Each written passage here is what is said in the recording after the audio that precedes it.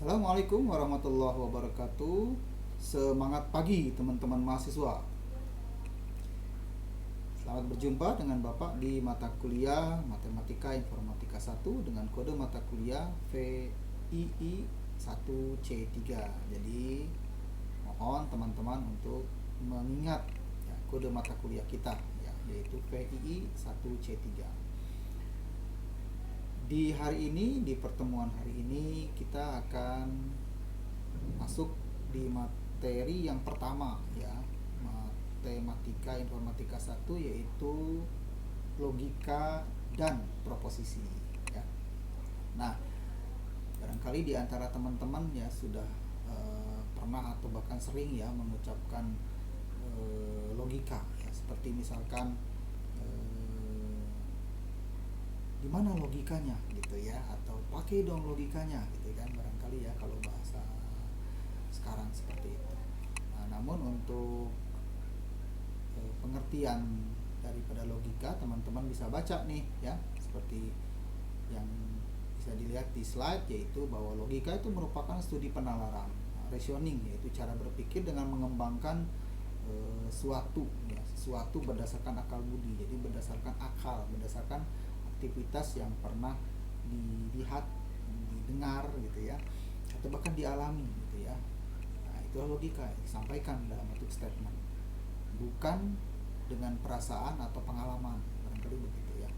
Nah, jadi kalau kita bicara tentang logika, bukan bicara tentang perasaan, bukan bicara tentang pengalaman, tapi berdasarkan akal budi. Akal itu berarti berdasarkan apa yang kita lihat, apa yang kita rasakan ya, apa yang kita alami ya, seperti itu, dan itu kenyataan gitu ya. Nah, itulah logika, sampaikan dalam bentuk statement. Makanya di dalam kalimat kedua adalah ilmu logika difokuskan pada hubungan antara pernyataan-pernyataan atau statement. Nah, contohnya teman-teman bisa lihat, semua pengendara sepeda motor memakai helm. Misalkan teman-teman melakukan satu survei ya, di Jalan Sukabirus di depan Telju ya dalam hal ini, kepada seluruh pengendara sepeda motor yang lewat di Jalan Sukabirus, misalkan dari pagi sampai siang ya. Nah, itu artinya dan kenyataan bahwa semua pengendara sepeda motor memakai helm gitu ya. Nah, jadi kita bisa sampaikan pernyataan itu dalam bentuk logika. Kemudian yang kedua adalah survei lagi, yang lewat di depan Sukabirus atau di Jalan Sukabirus semuanya memakai helm adalah mahasiswa. Ya, misalkan kita tanya nih satu-satu.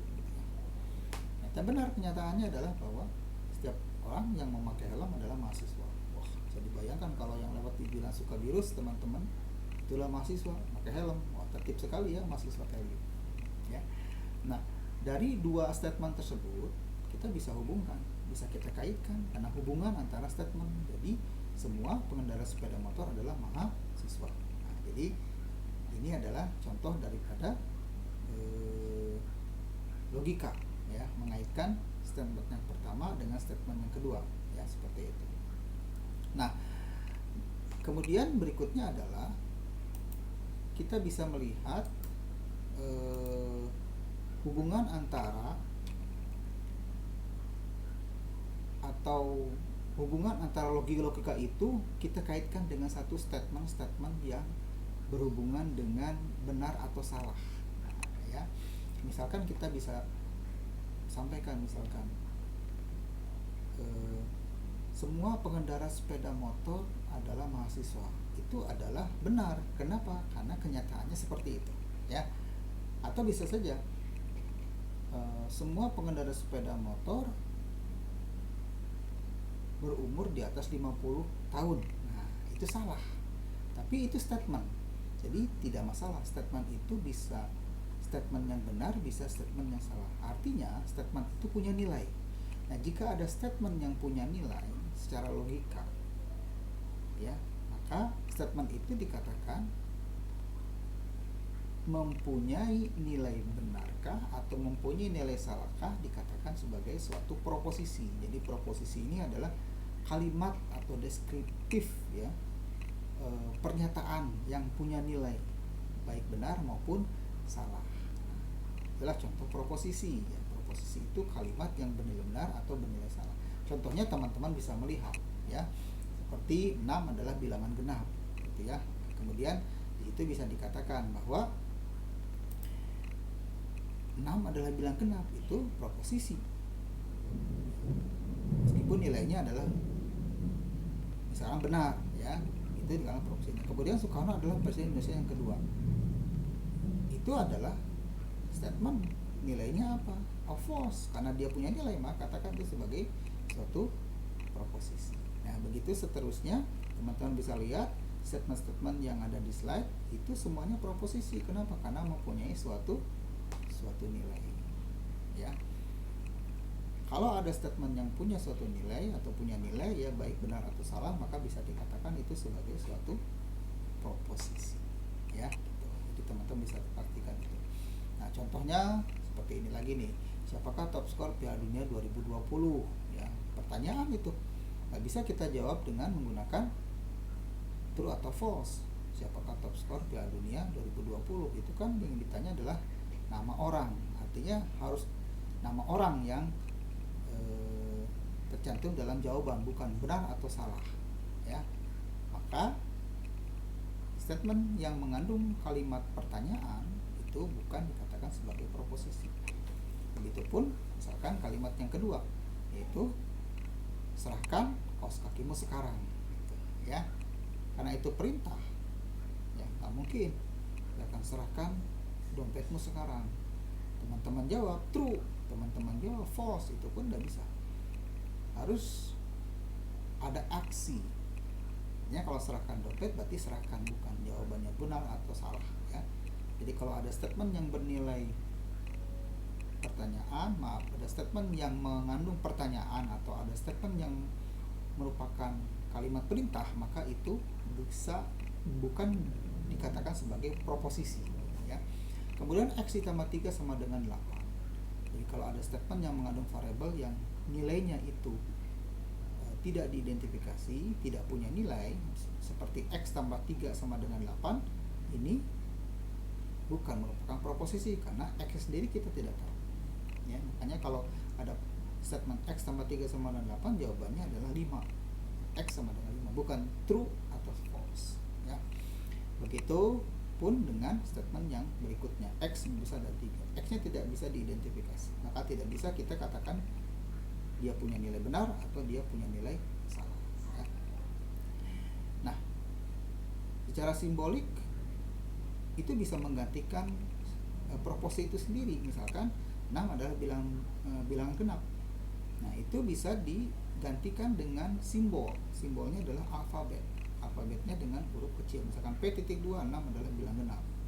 Q.2, Soekarno adalah presiden Indonesia yang kedua. R.2, 2 tambah 2 sama dengan 4. PQR adalah simbolik dari proposisi yang hurufnya adalah huruf kecil. Jadi bisa kita katakan seperti itu ya. Baik, berikutnya adalah kita bicara mengenai kombinasi. Nah, tadi teman-teman sudah mengetahui ya, apa itu logika, apa itu proposisi. Nah, sekarang kita bicara mengenai kombinasi dari proposisi itu sendiri ya.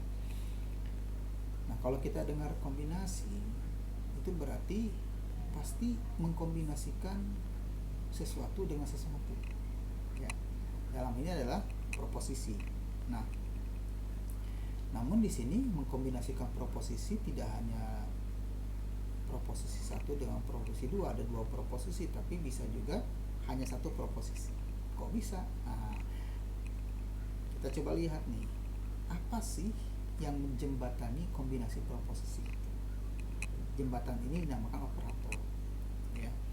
Jadi operator seperti yang teman-teman bisa lihat, ini operator yang digunakan untuk mengkombinasikan proposisi disebut operator logika ya.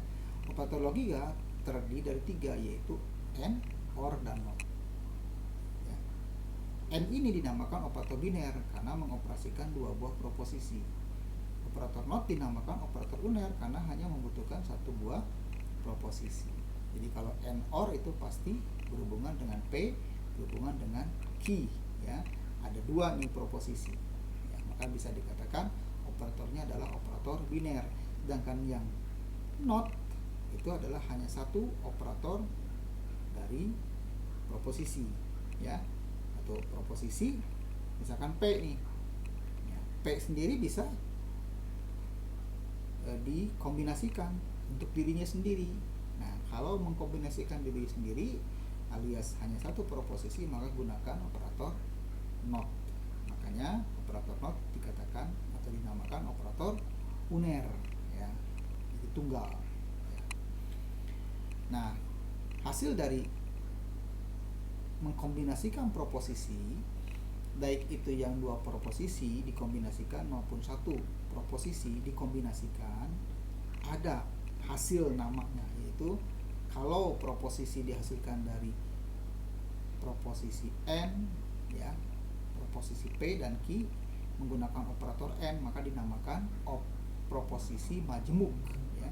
Namun kalau misalkan proposisi P, proposisi Q saja dikombinasikan dengan not, maka dinamakan nanti hasilnya adalah proposisi atomik, ya. Dengan kata lain, proposisi majemuk disusun dari proposisi atomik. Nah, proposisi majemuk ada 3 macam, yaitu konjungsi, disjungsi, dan ingkaran itu sendiri, ya. Nah, jadi istilahnya konjungsi, disjungsi itu sama sajalah dengan istilah konjungsi, sama juga dengan istilah apa?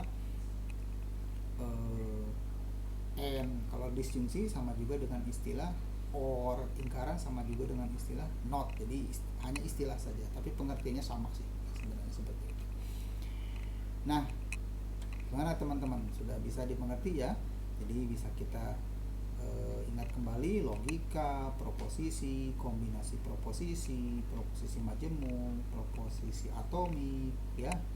Itu adalah materi yang barusan kita dapatkan. Sekarang kita ngambil ke contoh. Jadi kalau teman-teman bisa melihat di sini ya, sini ada P konjungsi Q, ya, P konjungsi Q, kemudian P disjungsi Q, not P, gitu ya. Nah, ini adalah proposisi, ya, buah proposisi yang menggunakan konjungsi atau n, gitu kan. P dan Q ini menggunakan operator yang namanya operator or, namanya disjungsi. Kalau not, ya, itu namanya ingkaran. Jadi hanya istilah teman-teman, ya. Jadi kalau kita teman-teman sudah mengetahui proposisi n, operator or, kemudian operator not, itu tidak ada masalah dengan istilah konjungsi, disjungsi maupun ingkaran, ya. Nah, itu ya teman-teman. Nah, bagaimana, bisa dimengerti teman-teman semua? Ya, masih mudah kan? Ya. Nah, gua pikir belum terlalu sulit karena materi ini sebenarnya sudah pernah ya diberikan pada saat teman-teman masih SMA atau SMK dulu kan, sudah ya istilah tentunya adalah konjungsi, ya, disjungsi dan ingkaran, ya. Nah, ini adalah contoh-contohnya, jadi teman-teman bisa melihat, silakan bisa dilihat ya contoh-contohnya seperti ini, ya, yang ada yang menggunakan n, ada yang menggunakan or, ya. Nah, ini adalah ekspresi logikanya, ini ekspresi logika ya seperti ini teman-teman, ya, yang Bapak lingkari ini, ya, ini juga sama, ya. Jadi teman-teman bisa pastikan ekspresi logika, kemudian statementnya seperti itu. Ini adalah contoh, ya, ada kombinasi antara or, kemudian not, ya, not, and, dan seterusnya. Teman-teman bisa lihat contohnya bagaimana kalimat-kalimat yang ada di kombinasi proposisi yang berawal daripada dua buah proposisi yang dikombinasikan, seperti itu barangkali, ya. Nah, itu barangkali ya materi yang bisa Bapak sampaikan, ya. Silakan teman-teman baca, ya, slide ini maupun mengambil referensi-referensi yang teman-teman bisa jadikan tambahan dari materi yang sudah Bapak sampaikan, ya. Demikian materi yang bisa Bapak sampaikan di hari ini, ya. Sampai ketemu lagi di materi berikutnya untuk mata kuliah Matematika Informatika 1. Wassalamualaikum warahmatullahi wabarakatuh.